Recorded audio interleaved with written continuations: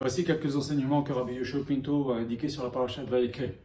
Il est marqué au début de la paracha de Vayekel, Akash Baruch Hu nous dit vous allez respecter le Shabbat. Akash Baruch Hu nous parle de faire le Mishkan et nous dit mais attention, il va falloir respecter le Shabbat, c'est-à-dire le Shabbat, on ne peut pas faire le Mishkan.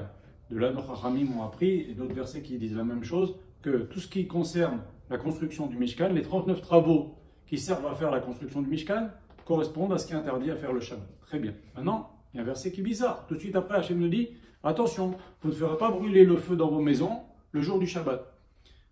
Pourquoi on parle en particulier de cette parmi les 39 travaux, il y a le feu. Pourquoi on parle en particulier du feu?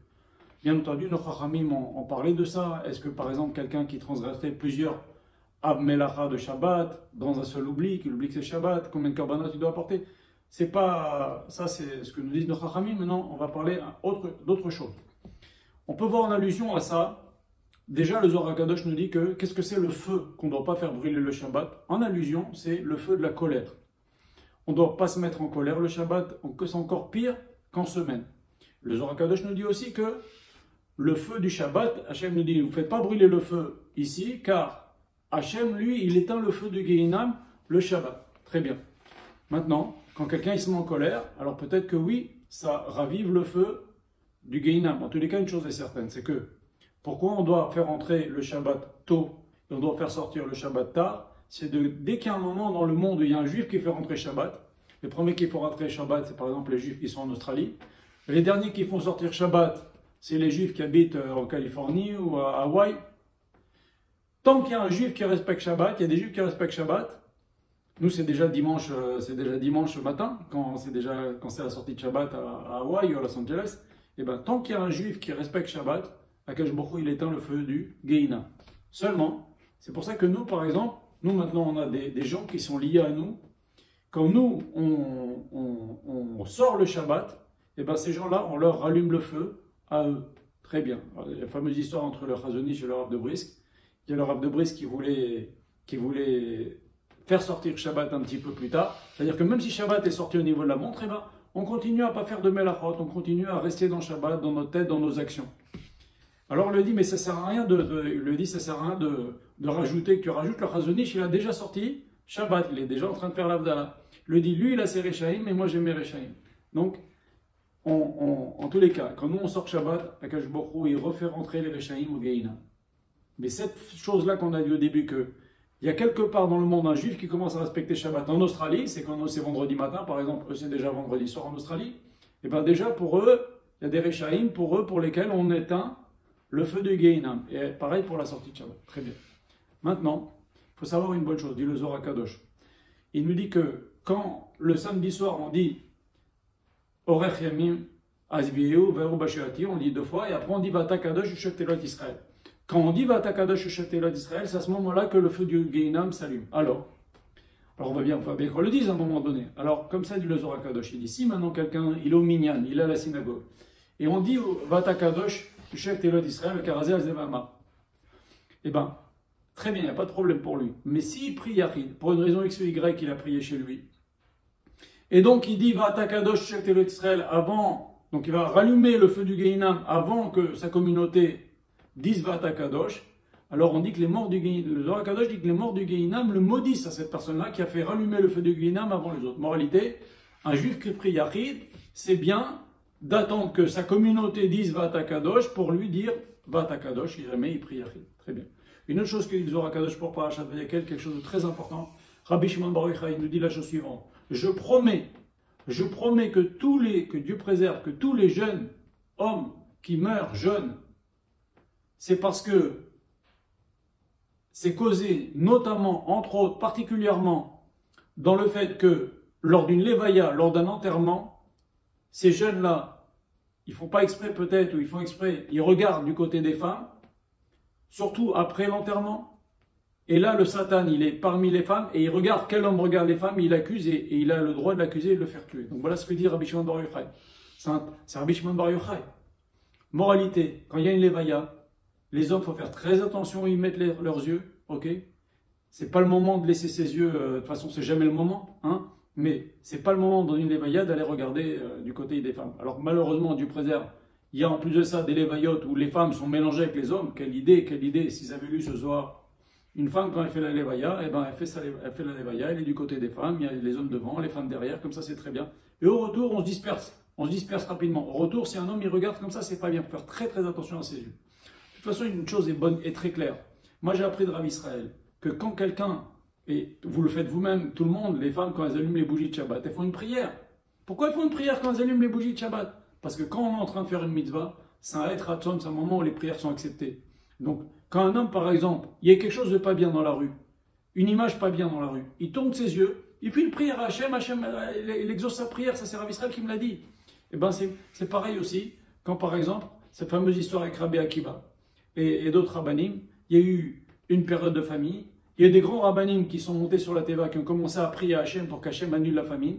Rabbi Akiba est venu, il a dit Avinu Malkenu, El Anu Melech Harata, les prières qu'on dit Avinu Malkenu pendant Sarat Yom Teshuvah. Alors les Chachamim m'ont demandé, mais Rabbi Akiba à l'époque c'était pas le plus grand de la génération, comment ça se fait qu'Hachem écoute la tefila de Rabbi Akiba alors qu'il y a des plus grands que lui qui ont prié et Akash Baruch Hu ne les a pas exaucés.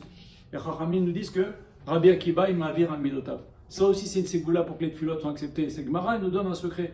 Quelqu'un qui est ma'avir al midotav, c'est-à-dire il ne rend pas quand il est offusqué, il ne rend pas. Quand il y a quelque chose, quelqu'un qui lui parle de façon pas suffisamment respectueuse, fait comme s'il n'avait pas entendu. Quelqu'un ne se conduit pas avec droiture, eh ben, il lui en veut pas. Il le juge pas. Il y a la fameuse histoire, Rabbi Eliezer, il a employé Rabbi Akiba, Rabbi Eliezer Agadol, qui était le maître de Rabbi Akiba. Il a employé Rabbi Akiba quand il était jeune, au début de sa tchouva. Et il a fait travailler 3 ans, nous dit la Gemara. Et au bout de 3 ans, Rabbi Akiba, chaque mois, Rabbi Eliezer disait à Rabbi Akiba, tiens, voilà ton salaire, Rabbi Akiba, il disait à son maître, garde l'argent, moi il n'y avait pas de banque, garde l'argent, quand je m'en irai, je te demanderai. Au bout de 3 ans, Rabbi Akiba, quelques jours avant Sukkot, il dit à Rabbi Eliezer, donne-moi mon salaire de 3 ans de travail. Rabbi Eliezer lui dit, j'ai pas. Donne-moi alors de l'or, de l'argent, des biens. J'ai pas. Donne-moi un terrain, signe-moi un contrat, que tu me donnes un terrain. J'ai pas. Rabbi Akiba, regardez comment était Mavir al-Medotav. Il n'a pas réagi, il ne s'est pas vexé, il ne s'est pas fâché. Il est rentré chez lui, au bout de 3 ans de travail, les mains dans les poches. Pendant Chol HaMoed Sukkot, Rabbi Eliezer vient avec des ânes chargés de marchandises, de biens, d'argent, de trucs, tout le salaire de Rabbi Akiba et plus des cadeaux qu'il veut offrir. Alors Rabbi Eliezer dit à Rabbi Akiba, dis-moi, quand je te dis que j'avais pas d'argent, t'as pensé quoi? Regardez ce que nous dit la Gemara. Rabbi Akiba lui dit, j'ai pensé que tu avais peut-être investi tout ton argent cash quelque part, et donc c'est pour ça que tu n'avais pas de cash à m'en mettre parce que je t'ai pas prévenu suffisamment tôt. Et quand je t'ai dit que j'avais pas de terre, qu'est-ce que tu as pensé? Je dis, tu as peut-être mis tes terres en gage pour pouvoir acheter quelque chose. Quand je t'ai dit que j'avais pas d'or et d'argent, bah aussi j'ai pensé qu'il a jugé les Chavzerhout sur toutes les réponses de Rabbi Eliezer. À aucun moment il a commencé à se dire, oh mais quand même, j'ai travaillé pendant 3 ans, il m'a pas payé mon salaire, c'est horrible une chose pareille, pas du tout. Il a jugé les Chavzerhout sur toute la ligne. Les Chachamim nous disent, les Chachamim Kabbalah nous disent qu'à partir de cette histoire-là, l'esprit de Rabbi Akiba il s'est ouvert très très grand, et il a atteint des degrés très très grands à partir de ce moment-là.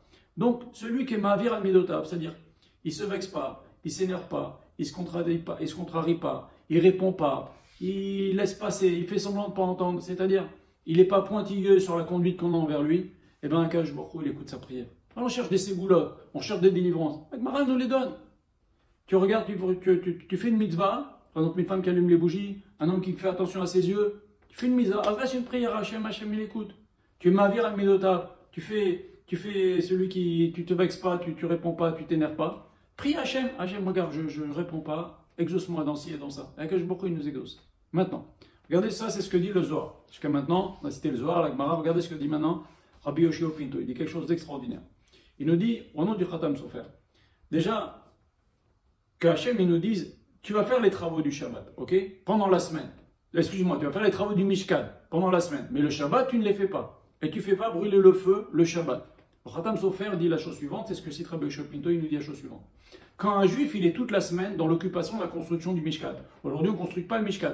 Mais je suis occupé toute la semaine dans l'étude de la Torah, dans les mitzvot, dans le Zikuy HaRavi, c'est-à-dire encourager les autres à faire les mitzvot, à répandre la Torah, à diffuser la Torah, à apprendre, réviser, faire des mitzvot, des masétim. Je suis occupé dans le bien. Tu n'auras pas besoin de faire brûler le feu le Shabbat, c'est-à-dire tu n'auras pas besoin, toi, le Shabbat, de beaucoup forcer pour que ta Neshama reçoive une Neshama supplémentaire et que ta Neshama soit, entre guillemets, élevé pendant Shabbat. Tu n'auras pas besoin. Pourquoi? Parce que pendant toute la semaine qui a précédé, tu as construit le Mishkan. Si tu construis le Mishkan, tu n'as pas besoin d'allumer le feu le Shabbat. C'est ça qui est en remèze dans le verset. Ça, c'est une chose. Il faut savoir aussi une bonne chose. Nos Chachamim nous disent que par 3 fois, les Juifs ont reçu la mitzvah de Shabbat. 3 périodes différentes et des mitzvot différentes. En Égypte, les Juifs faisaient le Shabbat, c'est-à-dire ils ne travaillaient pas, mais il n'était pas interdit pour eux d'écrire ou d'allumer le feu. Juste, ils se réunissaient le Shabbat, ils lisaient des Megillot qui parlaient du Goël, etc. Très bien. Amara, quand les Juifs ils sont sortis d'Égypte, ils sont arrivés dans un endroit où il n'y avait pas d'eau. Moshe a jeté un bois amer, c'est devenu doux, etc. Et là-bas, il y avait des sources d'eau, etc. Akadosh Baruch Hu, il a donné à Moshe Rabbeinu, il lui a demandé de transmettre plusieurs mitzvot, comme par exemple la mitzvah de respect des parents, la mitzvah de Shabbat notamment. Et c'était quoi cette mitzvah de Shabbat? C'était un petit peu plus. C'est qu'Akadosh Baruch Hu, là maintenant, il nous demande, le Shabbat fait que des choses, uniquement des choses qui te font plaisir, repose-toi, mais il n'y avait toujours pas les 39 travaux. Et maintenant, au moment de Matan Torah, Zachor et Yom HaShabbat, Shamar et Yom HaShabbat, il y a eu toutes les mitzvot positives, toutes les mitzvot négatives, et là maintenant on nous précise que ça correspond, et d'autres versets qu'on a lus précédemment, que ce qui interdit le Shabbat, c'est ce qui correspond aux 39 travaux. Ça c'est sur ce que nous disent les versets. Donc on voit que quelqu'un qui a la tête dans la Torah toute la semaine, il n'a pas besoin d'allumer le feu, le Shabbat, c'est-à-dire il n'a pas besoin d'allumer en lui de trouver des forces, ça ne va pas être très difficile pour lui de trouver des forces pour vivre dans la Kedusha Shabbat parce que toute la semaine il s'est préparé. Maintenant, il y a quelque chose de bizarre. Regardez ce que nous dit le Harizal. Alors à chaque fois que je dis le Harizal, comprenez bien, le Harizal n'a pas écrit de livre. C'est Rabbi Chaim Vital qui a écrit des livres de ce que lui il a entendu du Harizal et de ses autres élèves, il a un petit peu pris, il a fait regarder le cours qu'on a donné sur le Hari, on détaille tout là-bas.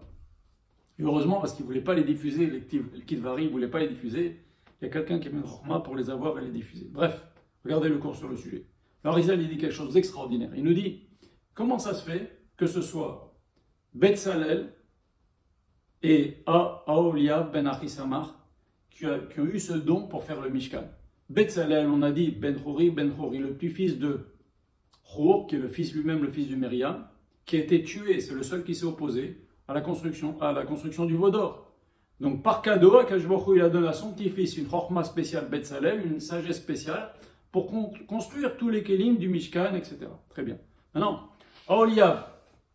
Alors, Aholiab, il vient de la tribu de Dan. Le Rabbi Chaim Vital, il nous dit que Aholiab, il vient de la tribu de Dan, et il vient de Mechaper, ce qui va se passer. Encore une fois, les Juifs vont faire Vodazara, quand Yerovam ben Nevat va mettre dans les chemins entre la tribu de Dan vers Jérusalem, il va mettre des statues, en leur disant exactement la même chose. Voici tes dieux qui t'ont sorti d'Égypte. Exactement ce que les Juifs ont dit pendant le veau d'or, pour que les Juifs ne montent pas au Mishkan. Et donc, ça c'est quelque chose qui s'est passé dans le territoire de Dan. Et il fallait donc quelqu'un de la tribu de Dan pour être mechaper ça à l'avant. Donc Hachem il a associé Aholiab avec Betzalel.